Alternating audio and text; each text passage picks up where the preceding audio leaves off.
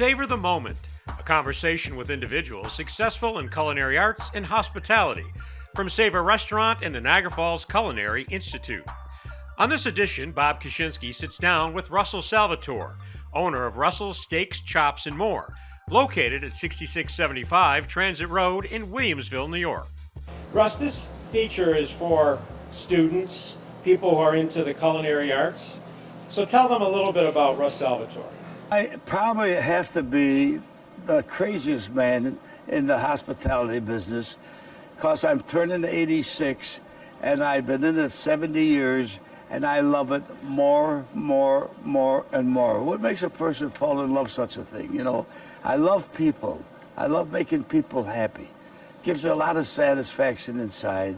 When they come in, our restaurant is more of a hospitality type. And it's like birthdays, anniversaries.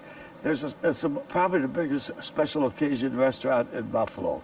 And I feel very proud of it. They save all this is why you preach to your waiters and your servers. Don't goof up, please. They've waited all year to come to Russell's. Yeah, it's hard to get that across to people, you know. You got your start working for your dad. I started working for my dad when I was about 15 years old. Back in those days, the restaurants, probably people listening will know what a spittoon is, and people chewed tobacco and smoked Italian stogies. They were spitting all over the place for the pizzeria and spaghetti and meatball. And I was fortunate enough at 18 years to turn the place over to me. And the first thing I did was throw out the spittoons and throw out the stogies, you know, and all that, and converted a corner saloon to a very high-class pizza and spaghetti. First, you added tablecloths. That's one of your features. Yes, I added tablecloths, and I went and bought linen napkins, because it was cheaper to serve with linen napkins than the person eating pizza and using 5 napkins. Served it on a lazy Susan with a knife and fork and a share plate in front of you. I don't know, I must have been born with that. You've been doing it for 70 years. You're very accomplished. The name of this feature is Savor the Moment. What was the moment when Russ Salvatore realized you'd made it? Was there one moment? Well, I would have to say probably when I left my dad's place in '68, I bought a little pizzeria hot dog stand out on Transit Road by the name of Jarro's for $40,000, 8 acres of land and a little restaurant. And then I opened up an Italian restaurant with the names, Russell's, but it was like connected to Salvatore's. Would you believe how stupid? No pizza, no spaghetti, no nothing, and named it an Italian restaurant. Where was my brains back at that time? But then I wasn't doing well at all, but I was opened up with a bang with a maitre d', a chef, this, so forth. And fortunate enough, I was able to cook. And I did no business. I think my big night was 17 dinners. So everybody said Russell is going to go under.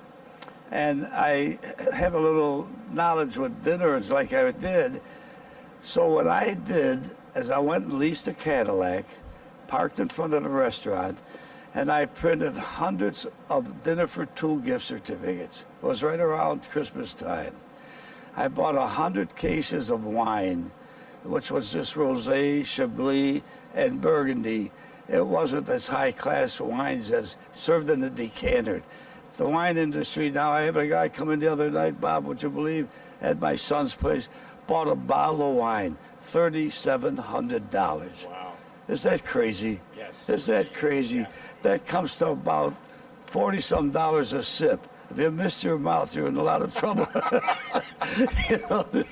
But I mean, then what I did with those gift certificates, I went to every hotel, every cab driver, everybody at the airport. I wasn't doing no dinners. And I gave them a gift certificate. Thank you for what you're recommending Russell's. Encloses a dinner for 2 you gift certificate. I think my food costs, I had like the prime rib and stuff like that. I cut smaller steaks, and I had a food cost of about $5 or $6. And I gave them that, but we served a glass of wine or a decanter of wine for $7.50. And all of a sudden, people started coming in. They were coming in for the dinner, thank you, they were having their cocktail. It cost me 62 cents to put a graft of wine out. Then I was getting $7.50. Started making money. And all of a sudden I went to the bank to borrow some money to put a small banker room on. And all of a sudden they said, Russ, you're going under. And what happens? The Cadillac I leased, they says he just bought a Cadillac. People jump on a winner, and people go where people are, and all of a sudden I started going. And then I went with a small bank room, 1,300 square foot restaurant is like 200,000 square feet now. And that started Russ Salvatore, and look at me, I still been doing a lot of remodeling, and that was... And you did that by instinct. Yes. I mean, you figured out what would make you work. You didn't have the luxury of a culinary degree. You didn't have the luxury of being tutored by a mentor at a later age. You grew up in your dad's place. Yes. What do you think? Where do you think that instinct came from? I don't know, maybe I was born, I love the hospitality business, you know, and a lot of my success isn't Russ being that smart. I've gone out, I like going out for dinner back in those days. I was a lot younger, and Buffalo had a great bunch of restaurants. There were great people. You had Peter Gus, Bob Esmond, all of them. I had a pizzeria at that time, and I always envied them. I envied the restaurants. I was always the type of person, I like eating on a tablecloth. I like linen napkins. If you like nice things, do it for the person that's coming in. Don't cheap. If you like a linen napkin, why would you serve a customer a paper napkin? Right. It's ridiculous. And remember in those days you had to have a suit and a tie, a jacket to get in all those places? What's happened to it today? Much more casual. Oh, God almighty. I tell you what, sometimes I say, yeah, I mean, I'm at my place, I got a high-class restaurant, I tell the hostess, tell those people to wait a couple of minutes, we're going to go get a bag of sand and put it on the floor, make them feel comfortable coming in. You know, isn't it amazing? That it's gone right down the drain, you know. We're here in the beautiful Savor restaurant, the Niagara Falls Culinary Institute. You've had an opportunity to walk around the Institute and take a look. What do you think of this facility? I think it's gorgeous. Absolutely gorgeous. My gosh, I got to give the young generation to have something for them to learn the right way. I learned the hard way, you know, that with a rolling pin, my dad, if I didn't do it right, I got in the back of the head, for God's sakes. But I mean, to get the education in this hospitality business with this beautiful room. But still, I have young people that come and talk to me, and they say, you know, Russ, what would you want different in your life? And I told them, you know what, an education. I would love an education. I couldn't get that because my dad was so strict. I had to scrub floors before I went to school, you know, and I probably was one of the dumbest kids at school. It was tough in school back in those days, you know. And I think it is so important.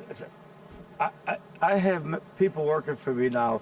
If they would walk out, I would have to put the key in because everything's a computer. Everything is, I don't know how to do all that stuff. I miss the education in it.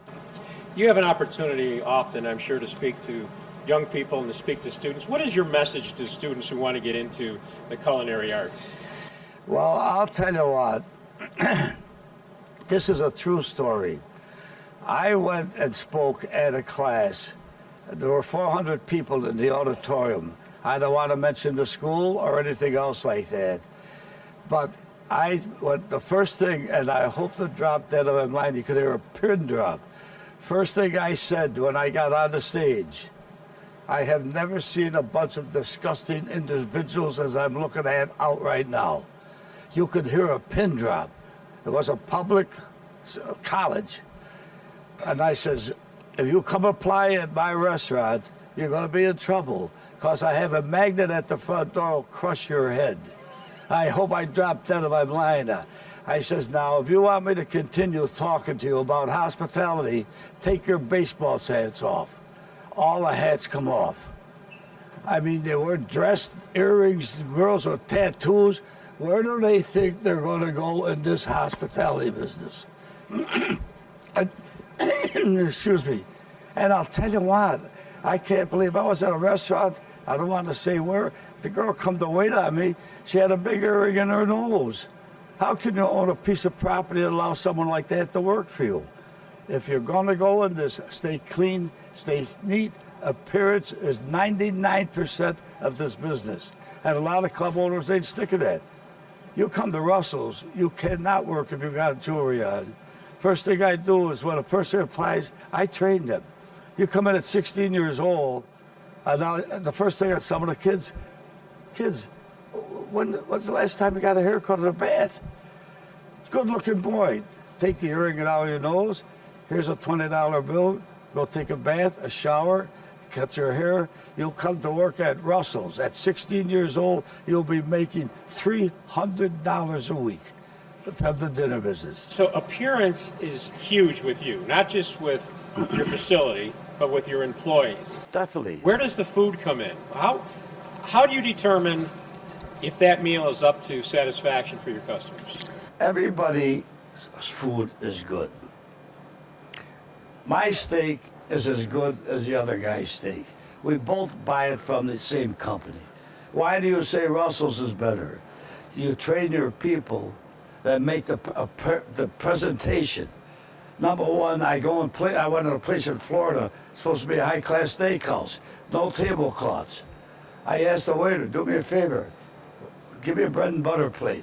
For what? We don't serve bread. I'm serious. How can you run a good steakhouse if they're going to do that? Appearance, the steak, and I have the best service in New York State for a restaurant. You approach your table, good evening, my name is Russ Salvatore. I'm here to make your evening pleasant tonight. Is there anything special I can do for you? You know, and you make the people feel like $1 million. The better they feel, the better the service, the better the foods taste. Right. You know, your chefs are in the kitchen, can do just so much. They make it look pretty. But if you got some jerk out there serving it, it makes the chef look bad.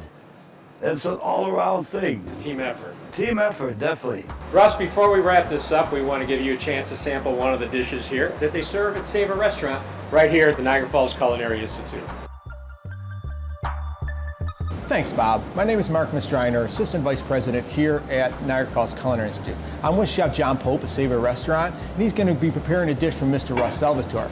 John, what dish do we have today? So today I'm going to prepare a roasted airline chicken breast with a harissa glaze, served with sesame marinated cucumbers and a mint yogurt sauce. Oh, that sounds great. Nice and light. It's very light.